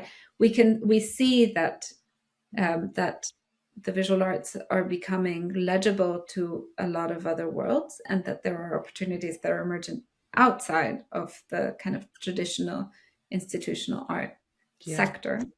We also see a kind of generation of philanthropists who are, you know, different generation of philanthropists and founders and funders who, you know, have increasingly taken on a much more civic mission. So private institutions that we know, the kind of old private institutions that functioned as kind of capricious individual projects that then lasted as long as the interest of that particular individual. But we know now that there's a lot of other kind of formats and a lot more civic driven missions in that world. So the opportunities are also changing and multiplying. It also might be that the time will tell whether it's sustainable in terms of the environment of art to form and you know, to let's say bring up that many artists and that many curators and professionals. I mean, I wish the best to everyone, but I think starting from that is a very important starting from that realization is a very important place to start, not least because then one starts to become a lot more inventive about where those skills and those visions can go. So one of the things I'm really, really interested in and speaking to a lot of, let's say, friends about in the non-for-profit and NGO sector is how can NGOs who used to engage artists only as like public communications people, you know, photographers to show the thing that we are somehow fundraising against, who are becoming a lot more interested in genuine long-term relationships with artists. And so the NGO world, the non-for-profit world, also is changing and starting to have a kind of interest in and literacy, not in the communications potentials, but in the worlding and world making potential of art and artists. So it might, the world, that environment is changing. And in that context, then, how do public museum institutions, let's say, invest in their own purpose and maintain a certain kind of relevance, right? Yes. Because the survival of every single, I say this time and time again, the first time you start to look at the word sustainability and resilience in the mission statements of institutions, inevitably 90% of the time they're talking about their own sustainability and their own resilience. We're not talking planetary. So in any organization's first and primary concern, just like us, I am an organization, right? My own first and primary concern will be survival, self-integrity, like not to break down the system, right? So we have to also recognize that not all institutions make the right choice in the face of forms of existential risk. Are all public institutions currently attending to, the production of knowledge, the sharing of like culture today? I don't know, not necessarily. It's provocative, but at least I'm not naming names. Well, maybe that's for another podcast. I think one thing that I really admire about the position that you're in at the moment is you're thinking deeply about setting something up that is going to serve not just an artist community, but the community around the institution. And having one foot in independence seems like it serves you well for that, in that you don't, I'm not saying that anybody does necessarily, but we all do tend, when we work in an institution, we become aware of the rhythms and the swell and the ebb and flow of that institution, and we adapt accordingly. So as you've just been announced as a curator of the 6th Autostrada Biennial in 2027, how do you think that is going to inform what you do in your current role? Oh, that's a great question. So I'm a huge fan of the Autostrada Biennale team, because they, over the last 10 years, they've been, let's say, it's a very interesting approach to Biennale, is actually kind of deploying the Biennale format as a kind of catalyst to establish permanent cultural infrastructure for Kosovo. Young country, hugely rich cultural life and great artists. The Autostrada, my colleagues, the founders of the Autostrada Biennale, have been slowly taking over different hangars that used to be NATO military infrastructure, demilitarizing them by transforming them into first exhibition spaces and cultural spaces and cafes and so on, but also production facilities. Those same production facilities are then are then available to support the cultural life of other organizations throughout Kosovo. So it's really about, really a commitment to kind of long-term vision and long-term infrastructure building as a form of, I would say, ecological work. And so we our interests met at the place of, thinking about ecological interventions and systemic kind of cultural interventions at the same time. Transforming a military hangar into a museum is probably, it's both literally and metaphorically one of the most beautiful gestures for peace that one can imagine. So as far as the Autostrada, I'm, let's say, committed to making a Biennale that people might want to come and visit and be excited by, and committed to working with artists in such a way that they might be happy with what they do. That's really important to me.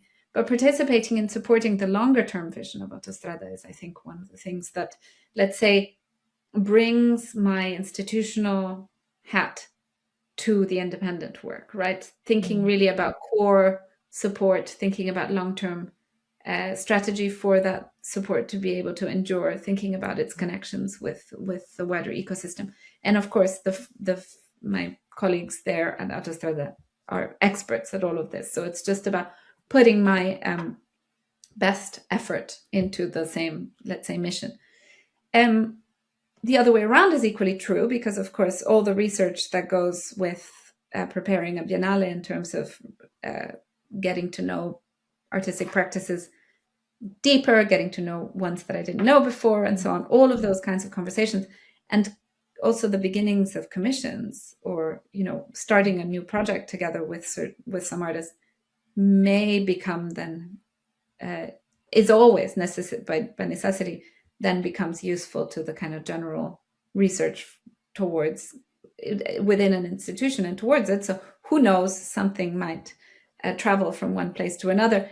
Who knows if a longer term project starts in Autostrada and then continues somewhere else. Those things happen because we create relationships, not artworks, primarily. And then I think, I have this incredibly privileged position of doing a lot of research and reflection at the moment in preparation for the museum's opening in 2028. So in a way, the independent projects are also a way of stretching that kind of creative, that delivery and production and curatorial and creative muscle in a way that then kind of balances the energies really well. Because I kind of, I'm always I get excited, and obviously in part because where I also came up as a curator, I was always in a kind of delivery mode. So it helps to have something, it helps me stay still and stay in a space of listening and reflection and research in another place to also have other projects. Yeah. And then I think it's also a question of sharing the best that we know about, the best that we can learn about art and art making and ideas and systems, and those two things kind of speaking to each other. I love it. I love being tethered and free, at the same time. Yeah, that's beautiful. It's like, as you were talking, you remind me of, you're like a seeder, somebody who seeds.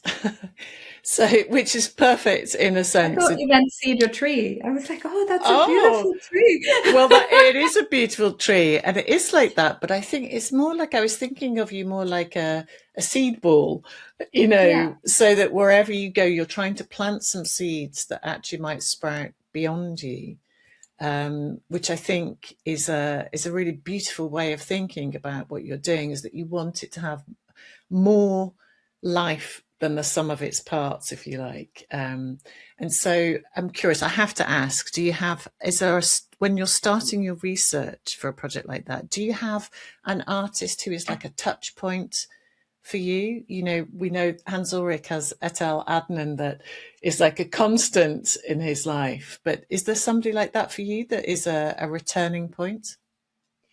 Oh, that's interesting. Well, there's artists that I've either never directly curated a show of, let's say, but who are at the kind of the reason why I do this. Like an artist like Hartwig, I had to, when he had the show at Serpentine, I had to kind of sit in a room, and I already was working on general ecology, and kind of sit in a room and somehow try and verbalize that the whole of general ecology was by and large inspired by him. And not only that I was working in the arts because I once saw a piece of his blah, blah. So there's those kinds of fundamental, I guess, teachers. And then there's the artists with whom I've shared so much life, of course. So Lina Lapelita is a very great example of that. I mean, there's a kind of sisterhood there that, and, fully polyamorous. So Lina has a lot of curators that she has great relationships with, and that she is, that's not in question. The point is that it would be difficult for me not to reach out to Lina for kind of often. She's just opened a fantastic project at the Hamburger Bahnhof. I was not involved in it, but it's completely beautiful, and so she's also very, very busy. But but there are certain kind of relationships and connections that endure. Oh, I could. I mean, I could. I worked once with Adrián Villarojas. He's a great and dear friend.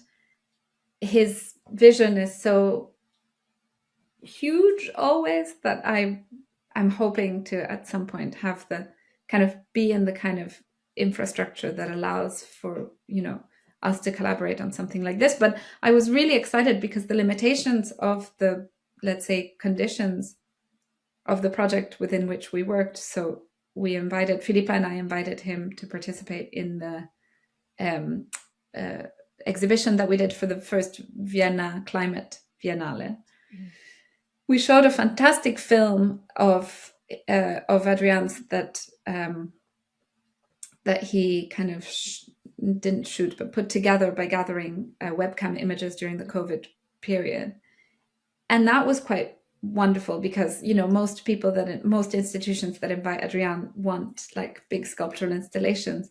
We didn't really have the means to be able to make that happen. So, but he was saying, but nobody's showing this, I mean, people did, but, not that many people have seen this film and I would love for it to be seen.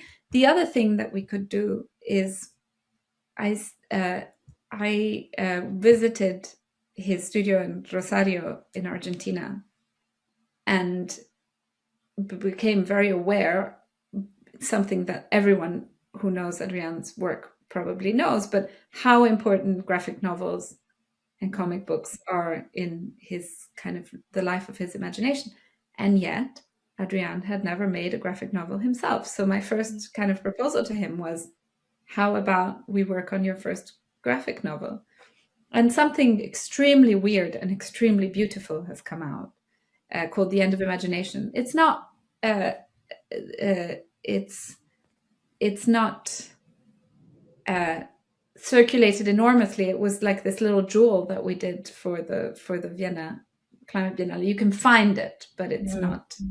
It was really like within this very small kind of context, and I'm very proud of that. And those were both things that happened through a kind of limitation and a kind of friendship, like this desire to work together. And then, so Adrián, I suppose, moved from one of those sort of artists that I've never worked with but always admired, and a friend, to someone with whom I had a great joy in working with. Oh gosh, there are so many. Yeah, it's brilliant. So Lucia, there is one last question, if I may be. You've been giving us so much of your time and been so generous, but it strikes me that you're a natural collaborator, and that you think with people, and in relation with others. And I'm curious as to, when you bring yourself into relationship with this, how would you describe the ingredient that you like to bring to the table? So because you strike me as someone where authorship is not something that you have to live by, but you like to be an active ingredient with creative people. And I love that so much, but I'm wondering how you would describe the special flavour that you bring to that collaboration. You'd have to ask the collaborators. I don't know.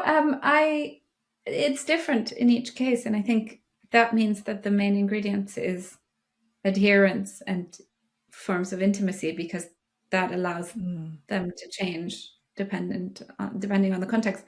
If I collaborate with an artist, I'd like to think that when it's possible, which I hope is as frequently as possible, real listening or presence or real kind of connection with the ideas that are emergent is important. And it's something that is in excess of the working on the project. Somehow you need to have a relationship before the project exists, even though that relationship might develop very quickly when an invitation happens. It doesn't mean that you have to be great friends with anyone to be able to work together, but somehow trying to be as present and as adherent to that as possible. I think also I would never change a work, and I was brought up by mentors who are all very much devoted to what is artist led. But I like the idea that things also do change in relation, and that there are certain artists that I work with and others work with, and completely different outcomes, come out. So I like the sort of going through together what an experience of it could be, or how this, participating in the thinking together about how someone might encounter it. When it's with curators, Philippa and I collaborate an enormous amount. In fact, I joke that collaborating with her gives me the perhaps false impression that I am a good collaborator. Maybe I'm not, but maybe it's, it really works with Philippa. I don't know. With her, we have our, let's say, skills and passions do kind of they're very different, but they find a kind of coherence. I would say that in that relationship, I mean, we joke that one of the secret ingredients that I love to bring is titles, because I am very, very devoted to titles. In a weird way, I come up with a title first, and then I figure out what the concept or whatever. Let's say if we're talking about a group show or a symposium or a research project, somehow the title tells me first instinctively. It's that kind of gut connection that tells me instinctively what something is. And then I spend the rest of the time figuring it out, figuring out what it means or what it can mean. So a lot of the titles of our joint, I'm not going to say entirely, because we also, there's joint authorship there too, but I'm very, very, very devoted to titles. And which seems silly. And then in other contexts, I mean, I really, this conversation has been so wonderful as well, because I really think through talking and listening, right? So through conversation. And so new ideas emerge always in conversation. And it's that probably that leads to a lot of collaborative kind of desire, because in isolation, I mean, I enjoy it. And sometimes I feel that I need it, like, okay, I need to just make some space to grow something so that I even know what am I concerned with, But it's very easy when you're alone to sort of second guess yourself, or to, become enamored with an idea and then let it go, because, there's no kind of, it's like going to the gym together. Yes. You sort of support each other through something, and in a certain sense also help validate it. So I think I probably I do a lot of things on my own, but as a curator never does anything on their own, in the sense that we work with artists, but I do a lot of things as a curator on my own, but I love the collaborative aspect of it to return with a certain kind of regularity, because it's a kind of thinking companion. Yes, it's interesting. I'm always curious about curators, kind of which bit turns them on the most. When I think back to myself, curate a lot of shows, but actually it's the ignition moment that is the thing for me. So I love artists' work, of course, and I trained as an artist, so I love material things that they produce. But for me, it's like when you're together and you make a suggestion or a counter suggestion, and you almost create a third thing together. That's the thing that I'm excited by. And then actually, I mean, obviously I've produced a lot of shows, so I've obviously seen them through to the end, but I would say that that's kind of delivering on a promise, and how the audience engages. That's exciting to me, but actually it's that initial ignition moment that's interesting to me. Whereas I know other curators are really obsessed with the material placement, and that's never, like, I can do it, but that's not the thing for me. So as you're talking, I can really relate to that. It's the kind of, what's this material thing that we're conjuring from our minds together that might actually change our minds even further. I think that's what I'm understanding. Oh, completely. Yeah, completely. Yeah. Almost like the beginning and what happens after the end. Yes. When you're left with something and you go, that's what it was. And suddenly you understand it, or you sort of sense it differently. It's the after image. in a sense, that's left, or the impression that's left. Yeah, I love Yeah. that. Well, thank you so much for introducing us to the way you think and make. It's been such a treat. So that people can stay connected with all of your new activities, where would you suggest that you signpost them? And we'll include it in the show notes, of course, Lucia.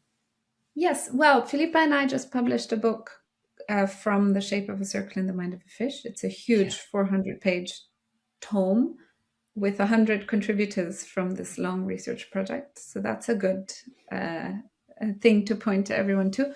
Autostrada Biennale opens on the 10th of July of 2027. So more on that is coming quite soon.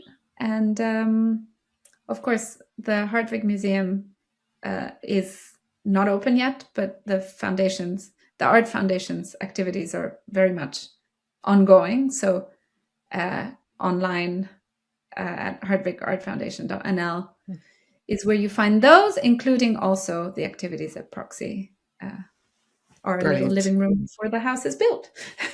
Fantastic. And people can follow you on socials too? Yes, I'm on Instagram only. Brilliant. Thank you so much. Infrequently, but never mind. Infrequently, but they could find you. That's great. Thank you so much for sharing your wisdom with us today, Lucia. Really brilliant to see you. Thank you so much, Gary. 2 things stay with me from this conversation. The first is that line about the back of the throat. Lucia describes the art world arriving at Sun and Sea in their designer sunglasses, annoyed at the queue and walking out in tears. Not because the work flattered them, because it named something they hadn't found language for, and in naming it told them that they existed too. That's a high bar for what we make. It's also a useful one. Not will they like it, not will it sell, but will it loosen something that was knotted?